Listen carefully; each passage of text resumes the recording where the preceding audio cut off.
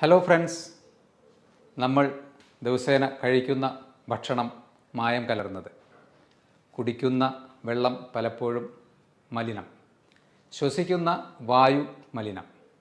ഇത്തരത്തിൽ ഇതാണ് ഒരു നോർമൽ അർബൻ ലൈഫിൻ്റെ ഇപ്പോഴത്തെ പിക്ചർ.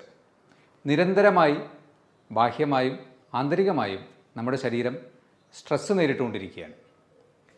ശരിക്കും പറഞ്ഞാൽ ഈ ഒരു സ്ട്രെസ്സിനെ കോമ്പാറ്റ് ചെയ്യാൻ അല്ലെങ്കിൽ അതിനെ നിർവീര്യമാക്കാൻ വേണ്ടി ശരീരം നിരന്തരം ശ്രമിക്കുന്നു.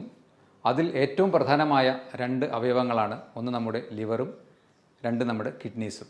നമ്മുടെ വൃക്കകൾക്ക് എന്തെങ്കിലും പ്രവർത്തന വൈകല്യം സംഭവിക്കുകയാണെങ്കിൽ അത് കുറച്ച് നേരത്തെ തിരിച്ചറിയാൻ സഹായിക്കുന്ന 10 പ്രധാനപ്പെട്ട ലക്ഷണങ്ങളാണ് ഞാൻ പറയുന്നത്. അതിൽ ഒന്നാമത്തേത്, നിങ്ങൾക്കെപ്പോഴും അമിതമായ ക്ഷീണം അനുഭവപ്പെടുക, അല്ലെങ്കിൽ എപ്പോഴും കിടക്കണം എന്ന തോന്നൽ, തളർച്ച. ഇതിന് കാരണം നമ്മുടെ ചുമന്ന രക്താണുക്കളെ ഉൽപ്പാദിപ്പിക്കുന്ന എരിത്രോപോയറ്റിൻ എന്ന ഒരു ഹോർമോൺ ഉൽപ്പാദിപ്പിക്കുന്നത് പ്രധാനമായും കിഡ്നിയിൽ വെച്ചാണ്. സ്വാഭാവികമായും കിഡ്നിക്ക് എന്തെങ്കിലും പ്രവർത്തന വ്യതിയാനങ്ങൾ വരുമ്പോൾ എരിത്രോപോയറ്റിൻ്റെ പ്രൊഡക്ഷൻ കുറയുന്നു, RBC പ്രൊഡക്ഷൻ കുറയുന്നു, ഹീമോഗ്ലോബിൻ്റെ അളവ് കുറയുന്നു. നിങ്ങൾക്ക് എപ്പോഴും ഒരു ക്ഷീണമായിരിക്കും അനുഭവപ്പെടുക. നമ്പർ 2, ശരിയായ രീതിയിൽ ഉറക്കം കിട്ടാതിരിക്കുക.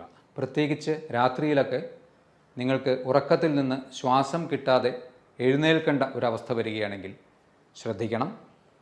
ഇത് വീണ്ടും ഹീമോഗ്ലോബിൻ്റെ ഡെഫിഷ്യൻസി മൂലം ശരീരത്തിന് ശരിയായ രീതിയിൽ ഓക്സിജനേഷൻ ലഭിക്കാത്തത് മൂലമാവാം. നമ്പർ 3, ചർമ്മത്തിന് അധികമായ ഡ്രൈനസ്, അതുപോലെ തന്നെ ചൊറിച്ചിൽ. പ്രത്യേകിച്ച് മറ്റ് അലർജി പ്രശ്നങ്ങളൊന്നും ഇല്ലാതെയോ അല്ലെങ്കിൽ മറ്റ് ചർമ്മരോഗങ്ങൾ ഇല്ലാതെയോ നിങ്ങൾക്ക് ചർമ്മത്തിന് അധികമായ ഡ്രൈനസ്സും ചിലപ്പോൾ ചൊറിച്ചിലും അനുഭവപ്പെടുന്നുണ്ടെങ്കിൽ നിങ്ങൾ ശ്രദ്ധിക്കണം. കാരണം നമ്മുടെ ശരീരത്തിലെ കാൽസ്യം, ഫോസ്ഫറസ് പോലെയുള്ള ന്യൂട്രിയൻസിൻ്റെ അബ്സോർപ്ഷൻ ഡിഫക്റ്റ് കാരണവും ഇംബാലൻസ് മൂലവും ഇത്തരത്തിലുള്ള പ്രശ്നം കിഡ്നി തകരാറ് മൂലം ഉണ്ടാവാൻ സാധ്യതയുണ്ട്.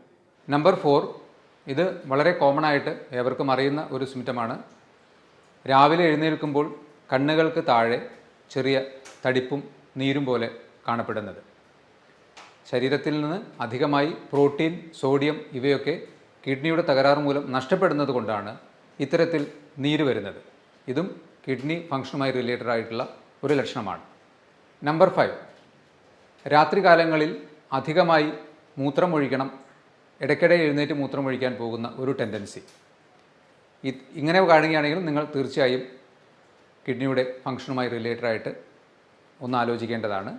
ഇത് ചിലപ്പോൾ പുരുഷന്മാരിൽ പ്രോസ്റ്റേറ്റ് ഗ്രന്ഥിയുടെ വീക്കം മൂലം BPH എന്ന അസുഖത്തിലും, അതുപോലെ തന്നെ റിപ്പീറ്റഡ് ആയിട്ടുള്ള യൂറിനറി ഇൻഫെക്ഷൻസ് വരികയാണെങ്കിലും ഈ ഒരു അവസ്ഥ ഉണ്ടാകാം. പക്ഷേ BPH അല്ലെങ്കിൽ പ്രോസ്റ്റേറ്റ് ഹൈപ്പർട്രോഫി നിങ്ങൾക്കൊരു അൾട്രാസൗണ്ട് സ്കാനിലൂടെ നിർണ്ണയിക്കാൻ പറ്റും. അതുപോലെ തന്നെ യൂറിനറി ഇൻഫെക്ഷൻ ആണോ എന്നുള്ളത് യൂറിൻ റൂട്ടീൻ എക്സാമിനേഷൻ ചെയ്താലും നമുക്ക് പിടികിട്ടും. നമ്പർ 6, മൂത്രമൊഴിക്കുമ്പോൾ അധികമായി ക്ലോസറ്റിൽ പത പോലെ കാണപ്പെടുക.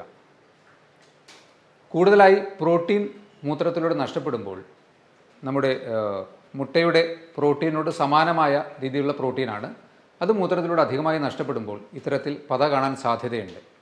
എന്നാൽ ഇവിടെയും നിങ്ങൾക്ക് 2-3 കാര്യങ്ങൾ ഇത് ശരിക്കും കിഡ്നിയുടെ തകരാറ് മൂലമാണോ എന്ന് തിരിച്ചറിയാൻ വേണ്ടി സഹായിക്കും.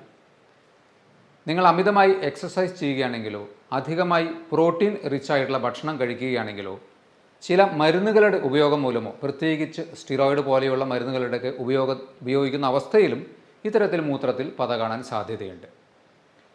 അപ്പോൾ ഈ കാര്യങ്ങൾ കൂടി ഇവാലുവേറ്റ് ചെയ്തിട്ട് വേണം ഇത് ശരിക്കും കിഡ്നിയുടെ തകരാറാണോ എന്ന് ചിന്തിക്കുവാൻ വേണ്ടി.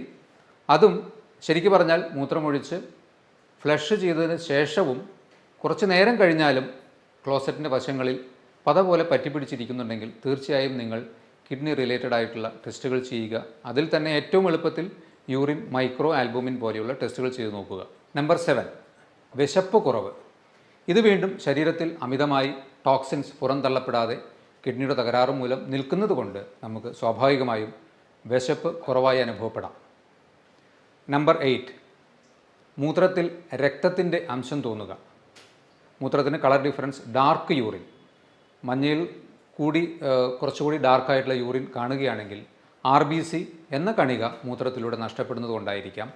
ഇത് വീണ്ടും നമ്മുടെ കിഡ്നീസിൻ്റെ അടിസ്ഥാനപരമായ ആ അരിപ്പ പോലെയുള്ള സംവിധാനത്തിൽ വിള്ളലുകൾ വന്ന് ശരീരത്തിലേക്ക് തിരിച്ചെടുക്കേണ്ടതായിട്ടുള്ള RBC മൂത്രത്തിലൂടെ നഷ്ടപ്പെടുന്നത് കൊണ്ട് മൂത്രത്തിന് അമിതമായ കളർ ഡിഫറൻസ് വരാൻ സാധ്യതയുണ്ട്. നമ്പർ 9, മസിൽ ക്രാംസ് അഥവാ മസിലുകൾ കോച്ചി പിടിക്കുന്ന അവസ്ഥ. പ്രത്യേകിച്ച് കാൽവണ്ണകളിലൊക്കെ മസിൽ അമിതമായി ഒരു ക്രാംസ് പോലെ തോന്നുന്നുണ്ടെങ്കിൽ അത് ശരീരത്തിൽ സോഡിയം, കാൽസ്യം പോലെ ഉള്ള മിനറൽസിൻ്റെയോ അല്ലെങ്കിൽ ഇലക്ട്രോലൈറ്റ്സിൻ്റെയൊക്കെ ഇംബാലൻസ് മൂലമാവാൻ സാധ്യതയുണ്ട്. ഇത് വീണ്ടും കിഡ്നി റിലേറ്റഡ് ആയിട്ടുള്ള പ്രശ്നങ്ങൾ മൂലം ഉണ്ടാവാൻ സാധ്യതയുണ്ട്.